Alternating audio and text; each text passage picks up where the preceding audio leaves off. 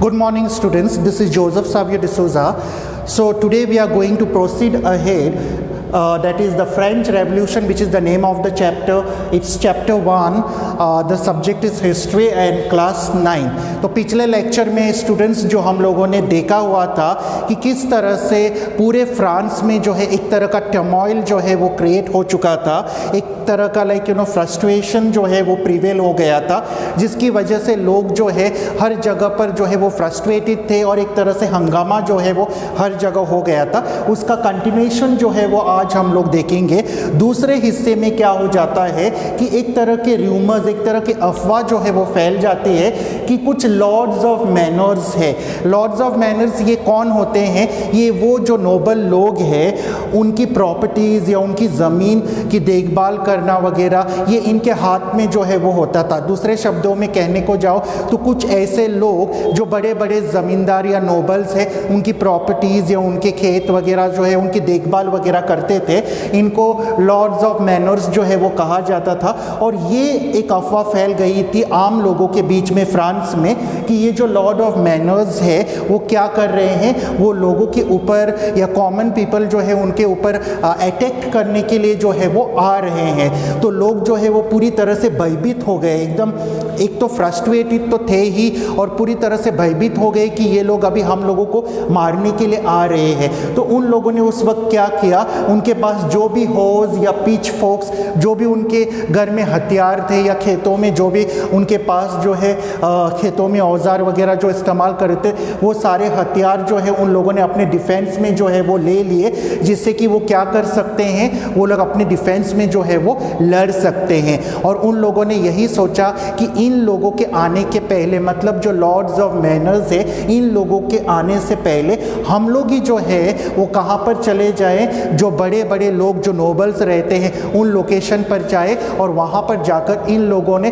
चैटेक्स जो है, चैटेक्स ये एक फ्रेंच वर्ड है, इसका मतलब है बड़े बड़े जो राजा महाराजाओं के जो महल होते हैं, इनको फ्रेंच लैंग्वेज में चैटेक्स जो है वो कहा जाता है। तो ये कॉमन लोग जो है होज और पिच फोक्स लेकर जो है उन लोगों ने, जो बड़े बड़े लोग जहाँ पर जिन लोकेशन में रहते हैं, नोबल्स वगैरह रहते हैं, वहाँ पर उस जगह पर जाकर उनके जो महल है उसके ऊपर जो है उन लोगों ने क्या कर दिया, आक्रमण जो है वो किया और बहुत सारे महल जो है वगैरह उन्होंने डिस्ट्रॉय कर दिए। और जो नोबल्स है उनकी मारपीट वगैरह हो गई और जो नोबल्स ने अपने गोदामों में जो बहुत सारे अनाज वगैरह जमा करके रखे थे, जो होर्डिड करके ग्रेन्स जो रखे गए थे, वो सब उन लोगों ने वहाँ से निकाल दिए और डिस्ट्रीब्यूट वगैरह किए।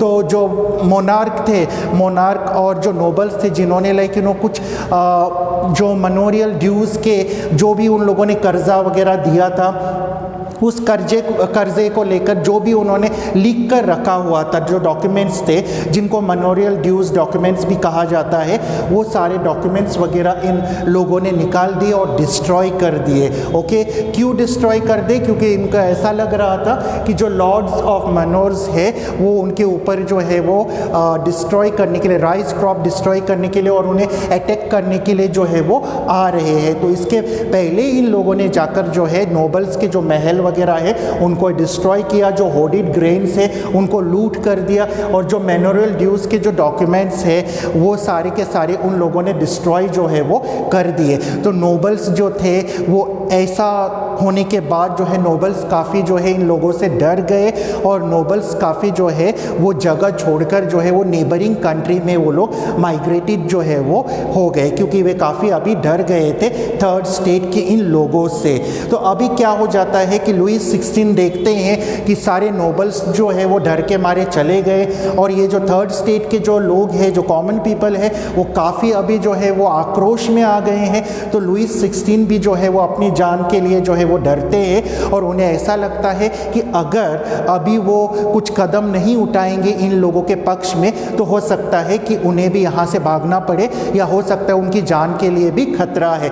इसलिए लुईस 16 क्या करते हैं, जो नेशनल असेंबली जो बनाई गई थी थर्ड स्टेट के जो प्रॉस्परस और एजुकेटेड लोगों के द्वारा, उनको वे रिकॉग्नाइज जो है वो करते हैं और वो यही मानते हैं कि उनके पावर्स जो है अभी कॉन्स्टिट्यूशन के द्वारा जो है वो लिमिटेड या चेक चेक जो है वो किया जा सके करके। तो ये होने के बाद ऐसा हो जाता है कि 4 अगस्त 1789 को एक डिक्री जो है वो पास हो जाती है कॉन्स्टिट्यूशन के द्वारा, जो नेशनल असेंबली जो है उन्होंने जो कॉन्स्टिट्यूशन ड्राफ्ट किया था उसके द्वारा यही डिग्री जो है वो पास की जाती है, जिसके अंतर्गत ऐसा हो जाता है कि सारे पावर्स जो है क्लर्जीमैन के और जो बादशाह है उनके पावर्स जो है वो और प्रिविलेजेस जो है वो क्या हो जाते हैं, वो जब्त किए जाते हैं, वो एबॉलिश किए जाते हैं। ओके, जिसके अंतर्गत जो क्लर्जीमैन है उनको अपने सारे प्रिविलेजेस जो है वो क्या करने पड़ते हैं, वो देने पड़ते हैं। और उसी तरह से जो टाइट्स जो है, जो पिछले लेक्चर में स्टूडेंट्स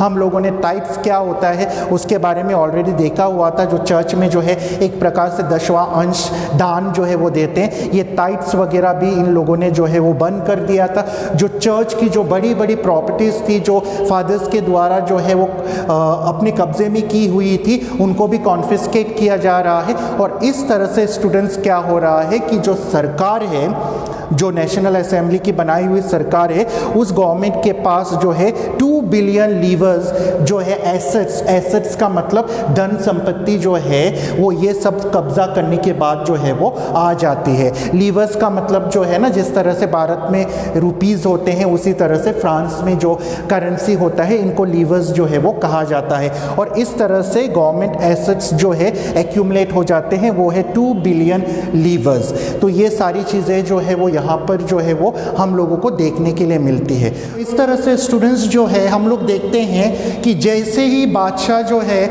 उन्होंने जो है नेशनल असेंबली जो है उनको रिकॉग्निशन जो है दे दिया और यह भी अनुमति दे दी कि उनके पावर्स जो है वो कॉन्स्टिट्यूशन के द्वारा लिमिटेड और चेक भी जो है वो किए जाएंगे, तो फ्रांस जो है एक कॉन्स्टिट्यूशनल मोनार्की जो है वो बन गई। इसका मतलब ये है, मोनार्की का मतलब तो आपको मालूम ही है, बादशाही हुकूमत।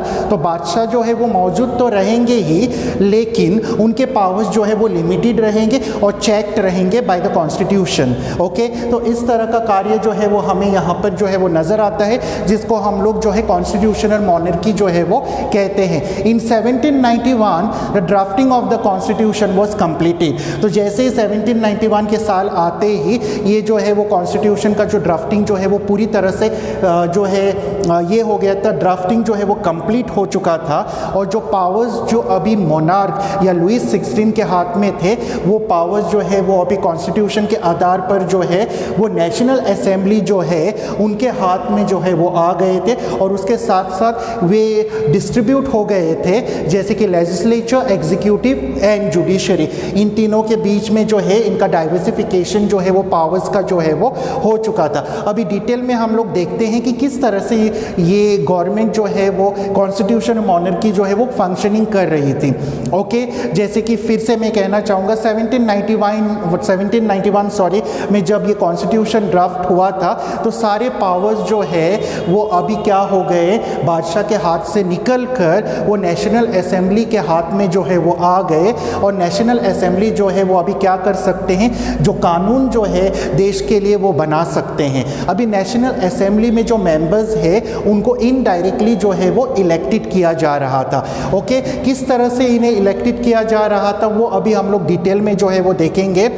कुछ सिटीजन्स, जो सिटीजन्स थे फ्रांस के, जिनको वोटिंग राइट्स थी, उनके बारे में हम लोग बाद में जो है वो बात करेंगे। कौन सिटीजन्स है जो लाइक वोटिंग कर सकते थे और कौन से सिटीज़न जो है वो वोटिंग नहीं कर सकते थे, ये हम लोग बाद में देखेंगे। अभी बस देखते हैं जो सिटीजन्स, जिनको हम लोग एक्टिव सिटीजन्स कहेंगे, जो वोट कर सकते थे, वो लोग वोट करके क्या करते थे, कुछ ग्रुप ऑफ इलेक्टर्स जो है वो इनको इलेक्ट करते थे। ओके, और यही इलेक्टर्स जो है वो बाद में जाकर जो नेशनल असेंबली के जो मेंबर्स है उनका सिलेक्शन या चूजिंग जो है वो करते थे। अभी हम लोग जो है देखते हैं कि कौन है वो बंदे जो सिटीजन्स है, जिनको हम लोग एक्टिव सिटीजन्स कह सकते हैं, या दूसरे शब्दों में ये कह सकते हैं कि जो वोट कर सकते हैं। केवल वही मैन, जो मर्द हैं, औरतें इसमें और बच्चे जो है वो वोट नहीं कर सकते थे। केवल वही मैन का, केवल वही मर्द जो एबव 25 के ईयर्स के थे और जो लाइक टैक्सेस पे कर रहे थे, जैसे कि 3 दिन का जो लेबरर वेज जो आता है वो टैक्स वो लोग जो है 3 दिन का टैक्स के बराबर जो है वो टैक्स वो लोग पे कर रहे थे। एक लेबरर वेजेस के हिसाब से 3 दिन का जो टैक्स आता है वो पे कर रहे थे। वे लोग ही जो है वो एलिजिबल हो जाते थे क्या करने के लिए, वोट करने के लिए, और उनको एक्टिव सिटीजन जो है वो कहा जाता था। बाकी सब लोग जो है जो पे नहीं कर पाते थे और जो औरतें हैं और बाकी सब लोग जो पे नहीं कर पाते हैं उनको पैसिव सिटीजन जो है वो कहा जाता था और उनके पास जो है वो वोटिंग राइट्स जो है वो नहीं था।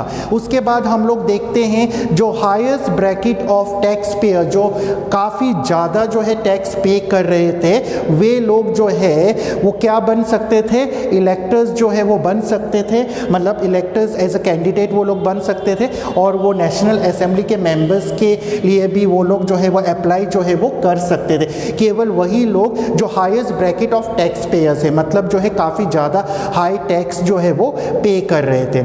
उसके बाद ये जो फ्रांस का जो कॉन्स्टिट्यूशन है वो इसी डिक्लेरेशन के साथ जो है वो जारी हुआ था, right of man and citizen करके। इसमें ज़्यादातर जो है वो झुकाव जो है वो केवल मर्दों की तरफ ही हुआ करता था, औरतों की तरफ जो है वो उतना नहीं था।